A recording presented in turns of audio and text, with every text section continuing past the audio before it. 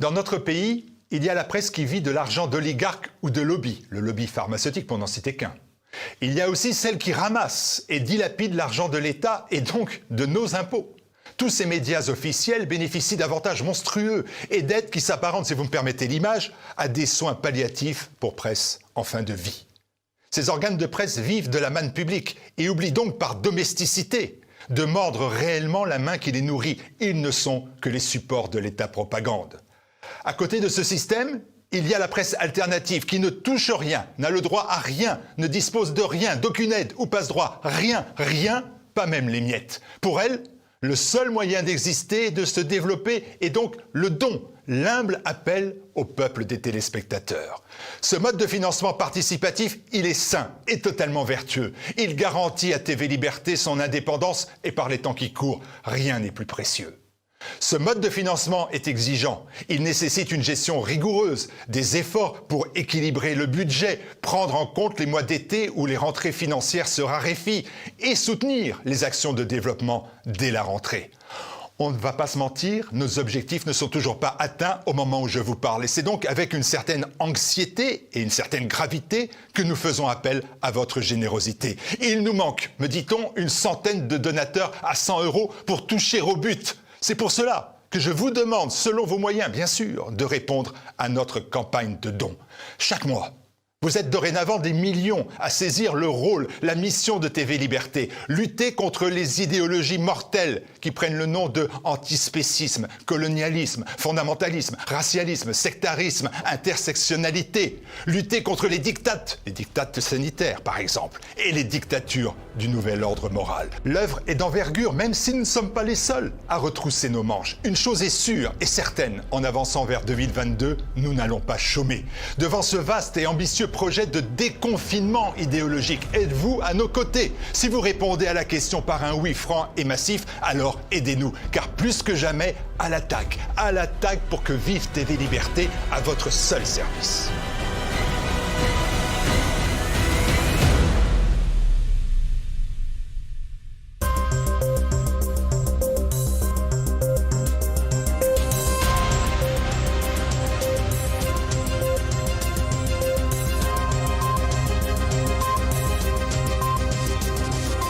Madame, Monsieur, bonsoir. Au sommaire de ce journal, l'obligation vaccinale se rapproche alors que la fameuse 4e vague arriverait avec le variant Delta.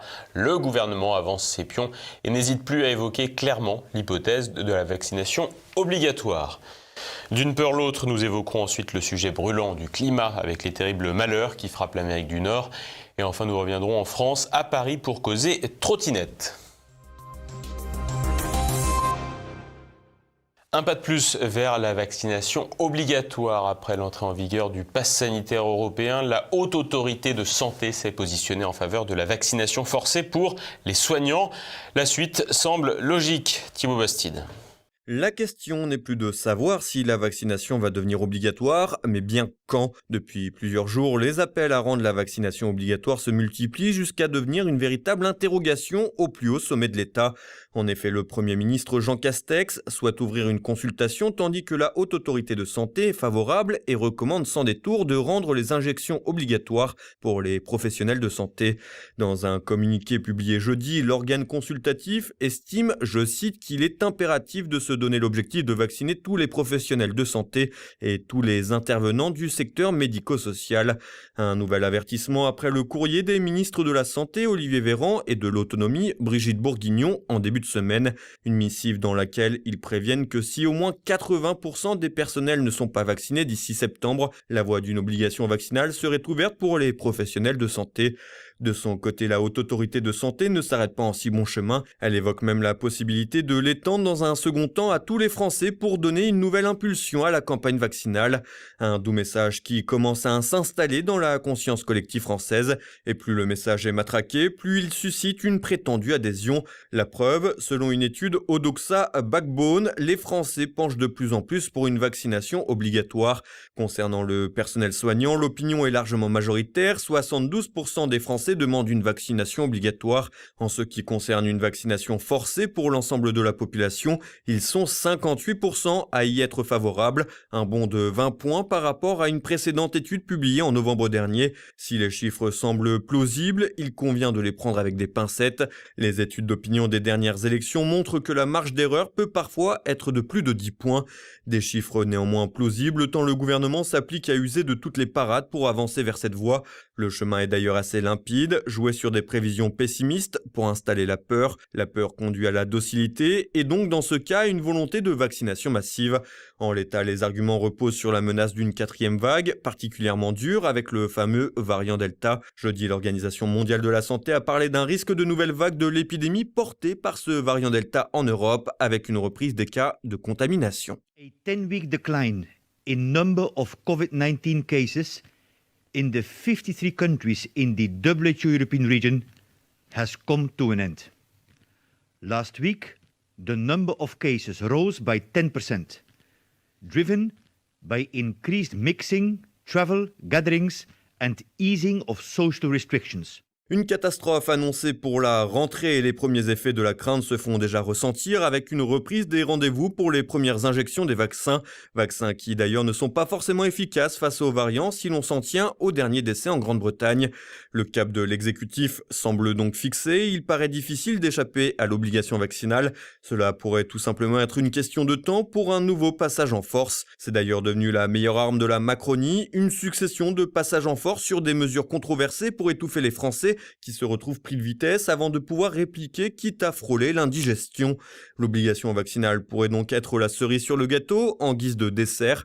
Il semble désormais bien loin le temps où Emmanuel Macron et le ministre de la Santé Olivier Véran promettaient de ne jamais rendre la vaccination obligatoire. La vaccination doit se faire de manière claire, transparente, en partageant à chaque étape toutes les informations, ce que nous savons comme ce que nous ne savons pas. Et je veux aussi être clair, je ne rendrai pas la vaccination obligatoire.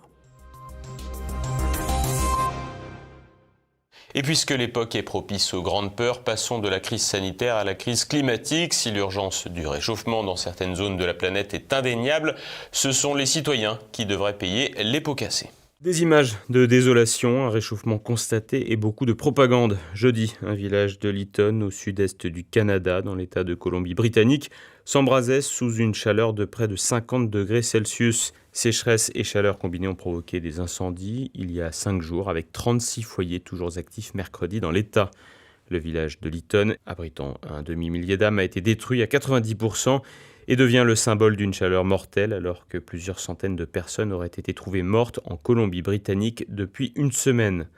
La région connaît une pénurie des climatiseurs et des ventilateurs et les villes ouvrent des centres de rafraîchissement. Une situation apocalyptique dans le pays de Justin Trudeau qui n'est jamais mise en cause pour ces catastrophes, contrairement à son homologue brésilien Jair Bolsonaro. Une situation extrême liée à un réchauffement qui touche une partie de la côte est américaine. Aux États-Unis, c'est l'État de l'Oregon qui est le plus touché. Le drame de Lytton pourrait devenir le symbole des dérèglements climatiques que connaît la planète, une situation de hausse de température en été, également constatée en Occident européen depuis plusieurs années.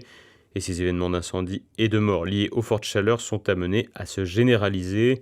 Évidemment, la récupération politique de ces évolutions climatiques est à regarder de près. Les sketchs des grandes puissances mondiales comme la COP21 et les divers sommets climatiques visant à limiter la pollution, tout en continuant l'activité économique sans frontières, vont continuer d'aller bon train. La rente associative et d'entreprises profitant d'un thème grave pour faire de la com pas chère et revendre de la camelote devrait aussi s'intensifier.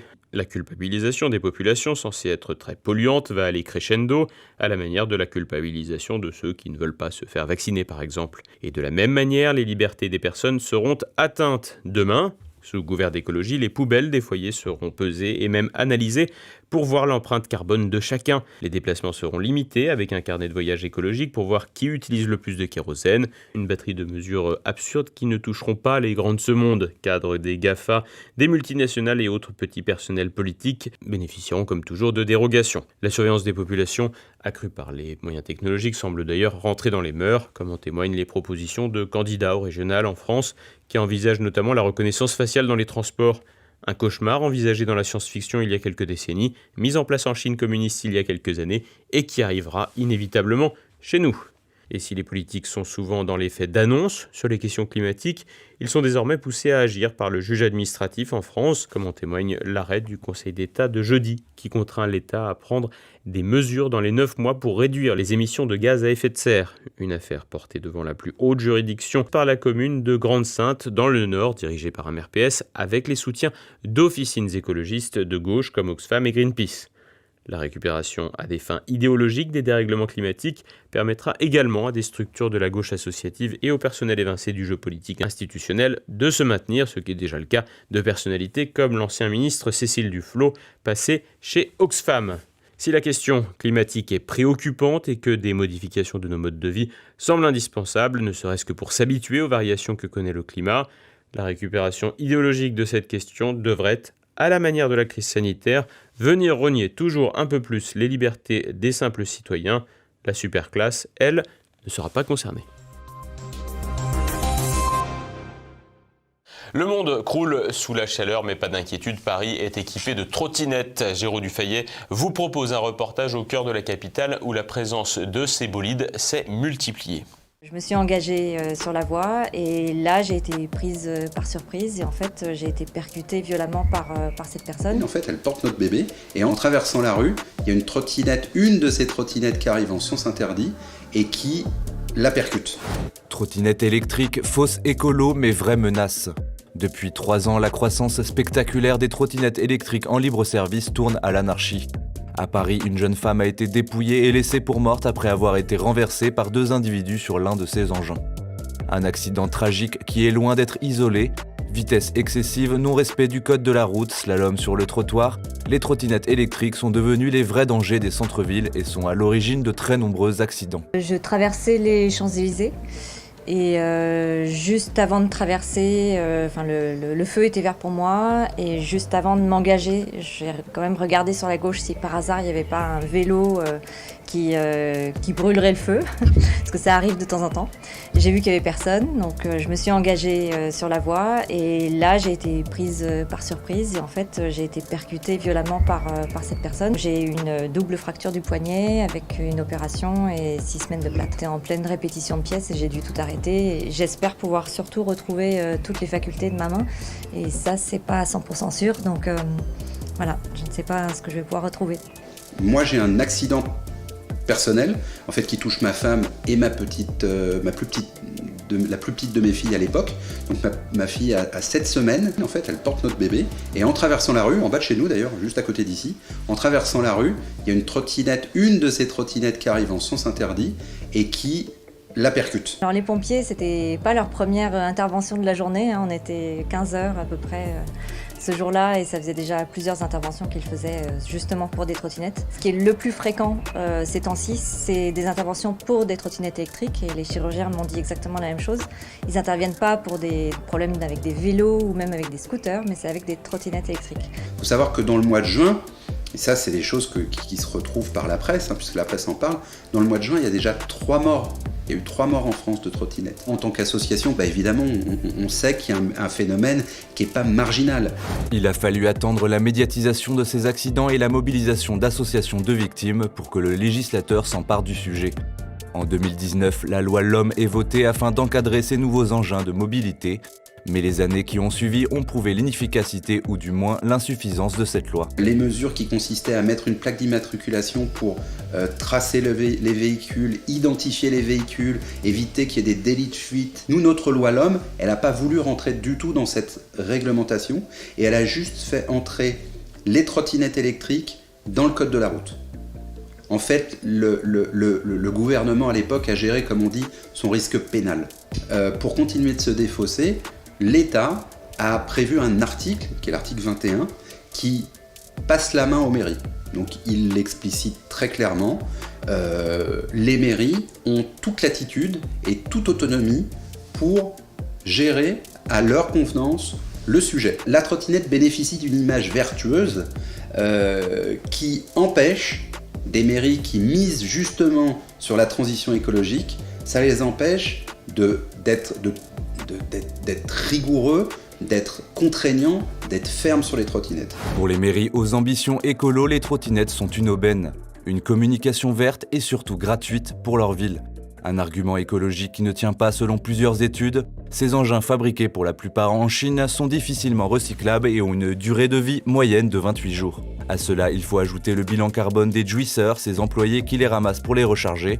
Rien qu'à Paris, il est de 13 000 tonnes de CO2 en un an, soit les émissions annuelles de 16 000 Français, autant rouler en SUV. Dangereuse pour les riverains, fausse écolo, on peut s'interroger sur le laxisme du législateur ou de certaines mairies face à ces entreprises étrangères. Ce sont des entreprises américaines pour la plupart, sauf une qui est franco-hollandaise, mais plutôt hollandaise pour les impôts, franco pour l'image, et qui ont l'habitude, qui ont la culture du lobby.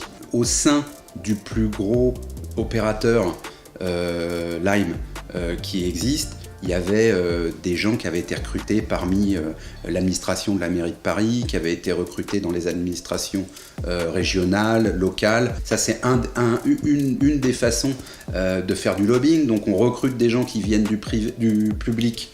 On recrute des gens qui viennent du public pour qui vous aident à pénétrer le public en question, le secteur public. On va ensuite créer des études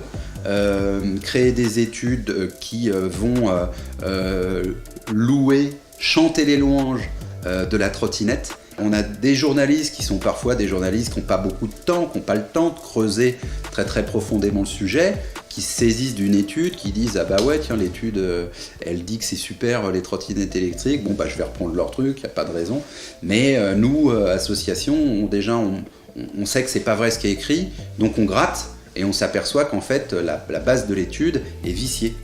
Il y a un conflit d'intérêts. Donc voilà, c'est à plusieurs étages. Il n'y a pas une façon de faire du lobbying, il y en a 10. Forcée par les récents événements, la mairie de Paris a décidé de réduire le nombre d'opérateurs de 12 à 3. Seuls 15 000 de ces engins seront désormais autorisés dans la capitale contre 100 000 aujourd'hui. Leur vitesse a également été limitée.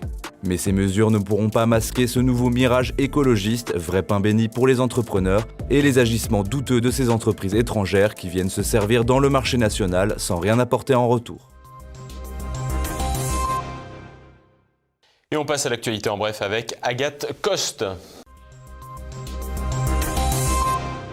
C'est tout le contraire d'un plébiscite. Jeudi, l'Assemblée nationale a adopté pour la deuxième fois le projet de loi visant à lutter contre le séparatisme. Bilan du vote, 23 voix pour, 14 voix contre et 2 abstentions. Le texte n'a donc pas franchement attiré les foules dans l'hémicycle. Présenté comme le remède contre l'OPA islamiste, le projet de loi contient une batterie de mesures liberticides ou au mieux inutiles sur la neutralité du service public, la lutte contre la haine en ligne, la protection des fonctionnaires et des enseignants ou encore un meilleur encadrement des associations. Notons que l'abstention a touché jusque dans les rangs du Rassemblement national qui avait pourtant sermonné ses électeurs dans l'entre-deux-tours, leur reprochant de ne pas avoir usé de leur droit de vote. Le texte sera à nouveau au menu du Sénat le 21 juillet, avant son adoption définitive par le Parlement.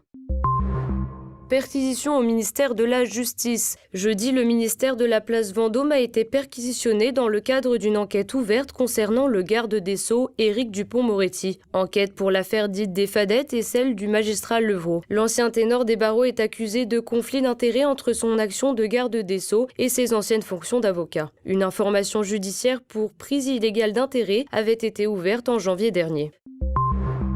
Petite boîte de kebab partie trop tôt. Décidément, la lubie écologiste n'épargne personne. Depuis jeudi, les célèbres boîtes en polyester kebab sont interdites comme l'a rappelé la ministre de la Transition écologique Barbara Pompili en déplacement dans un fast-food à Nanterre en région parisienne. Les fameux emblèmes de la culture populaire et de la restauration rapide ne pourront plus être proposés comme le prévoit la loi anti-gaspillage de 2022 visant à la progressive réduction de l'utilisation des plastiques à usage unique. Pas de doute, il s'agit d'un acte fort pour la planète.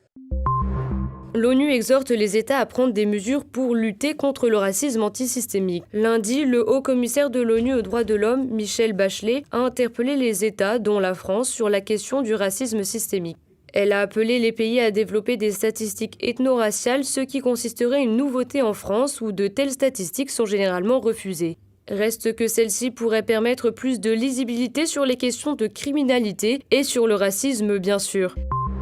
Le côté obscur du rêve américain. Britney Spears restera sous la tutelle de son père. La chanteuse américaine qui fait l'objet d'une tutelle depuis 2008 à la suite de troubles psychologiques avait demandé le 23 juin au tribunal de Los Angeles de retirer cette tutelle exercée par son père. Demande rejetée par la Cour supérieure ce mercredi. Cette tutelle qu'elle considère comme abusive empêche la chanteuse de 39 ans de gérer son patrimoine, de prendre des décisions concernant ses finances et ses amitiés, mais aussi de retirer un implant contraceptif puisque la chanteuse souhaiterait avoir des enfants. Cette dernière, déprimée et traumatisée, souhaite en finir avec cette tutelle qui l'empêche de vivre correctement. Paul Coulag, le compositeur du générique de Fort Boyard, est décédé. Le musicien est mort lundi à l'âge de 78 ans des suites d'une longue maladie. Il avait produit pour l'émission le générique et quelques 200 musiques pour les épreuves. Le compositeur avait également signé pour les génériques des dessins animés L'île au trésor, Clémentine et Tom Tom et Nana. Originaire de Saint-Chaumont dans la Loire, il a été formé au Conservatoire national de musique et de danse de Paris et a notamment collaboré avec Fernand Reynaud. Même s'il s'est tenu loin des projecteurs, sa musique a fait le tour du monde.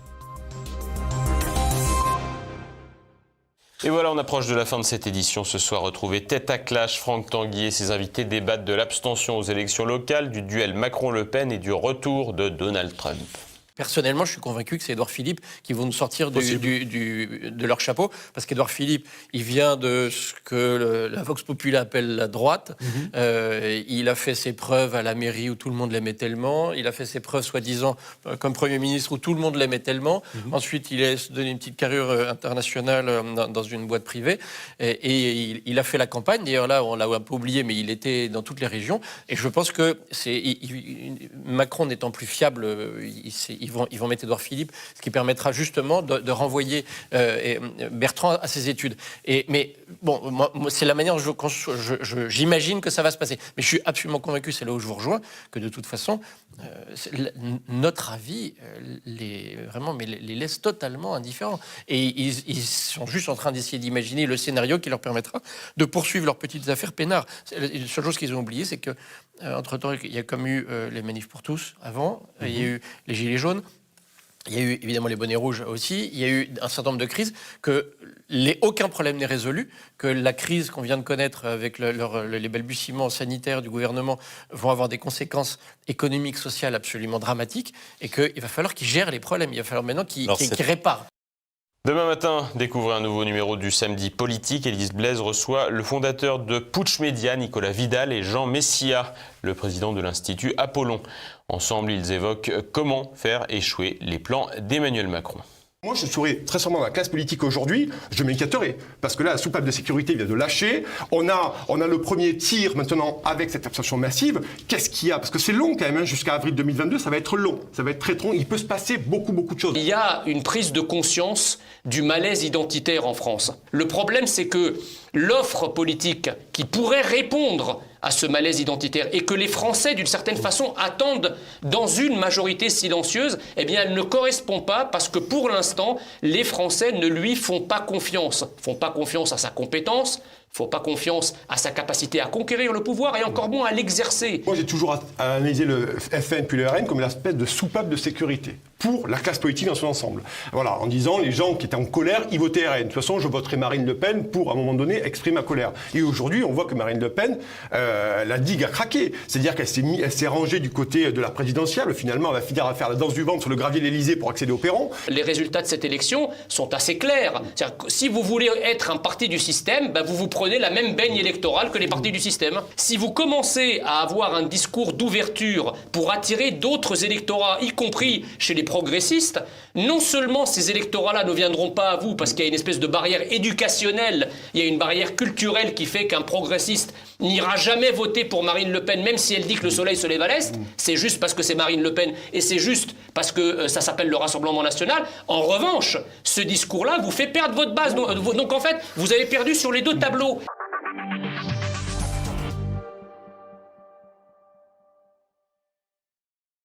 Et samedi, l'équipe de tueurs en série reçoit Pierre Jovanovic pour analyser la série documentaire Chambre 2806, l'affaire DSK.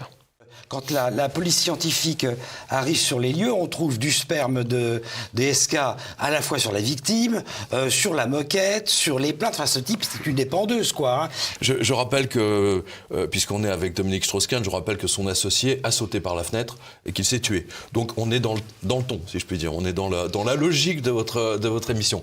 Demande-toi pourquoi Nicolas Sarkozy est devenu le porte-parole du groupe Accor. Et on est quand même, c'est une hyperclasse qui est vraiment finalement totalement déconnectée et très loin. Complètement déconnectée. Diallo, c'est vraiment, elle est fraîchement arrivée parce qu'elle ne parle pas l'anglais. Enfin, elle parle le peul.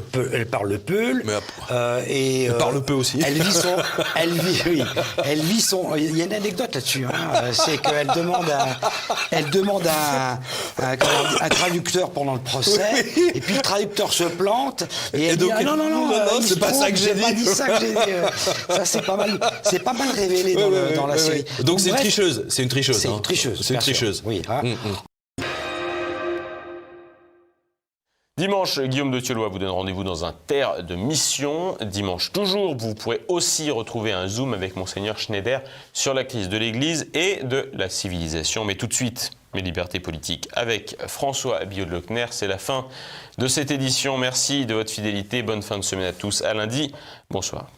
Retrouvez mes libertés politiques avec terredefrance.fr. Parfums et accessoires solidaires du monde rural.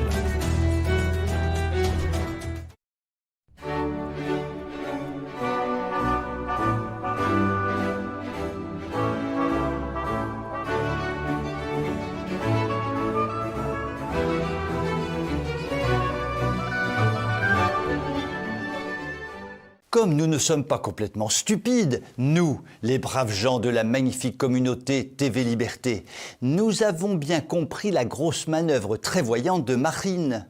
Dédiaboliser le Rassemblement national, faire des zigousis partout aux électeurs des Républicains, voire du centre-gauche, voire de La République En Marche, voire de Mélenchon, ce qui fait beaucoup de zigousis partout et peut-être même un peu trop, car plus personne n'y comprend plus rien. Prenons quelques exemples, glanés au hasard, qui montrent clairement que pour comprendre quelque chose à la stratégie politique du Rassemblement national, il faut avoir fait au minimum Polytechnique, l'ENA, HEC, Stanford et être doté d'au moins 27 agrégations. Ainsi donc, le candidat Rassemblement national de Provence-Alpes-Côte d'Azur a trouvé astucieux de glorifier la loi Taubira juste avant le second tour des régionales. Moyen infaillible pour perdre des dizaines de milliers de voix parmi les électeurs de la droite conservatrice.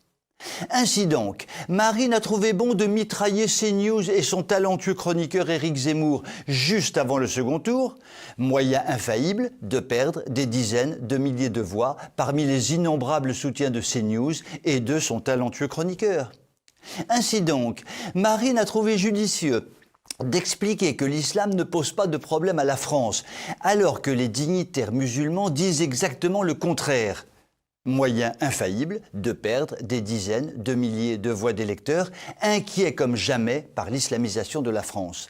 Ainsi donc, Marine a trouvé astucieux de glorifier l'exhibition déshabillée d'un de ses adjoints dans le journal homosexualiste Têtu, voulant ainsi donner des gages à la mouvance LGBT, moyen infaillible pour perdre des dizaines de milliers d'électeurs particulièrement révoltés par la dictature de cette sinistre mouvance.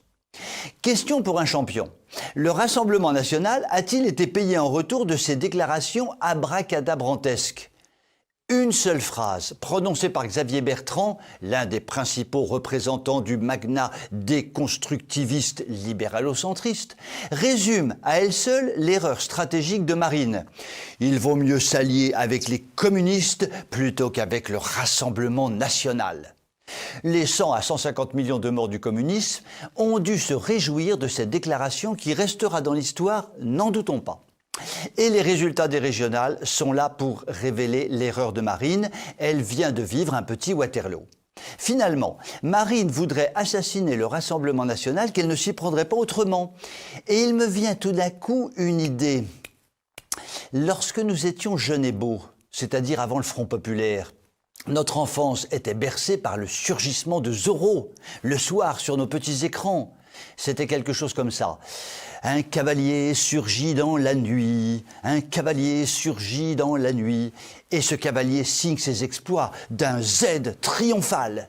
Et l'on peut donc souhaiter finalement que surgisse de la nuit française actuelle un Zorro caché qui marquera de la pointe de son épée un Z triomphal sur la carte électorale de la France. Comme le dit souvent ma tante Gertrude, mon petit gars, l'avenir nous le dira.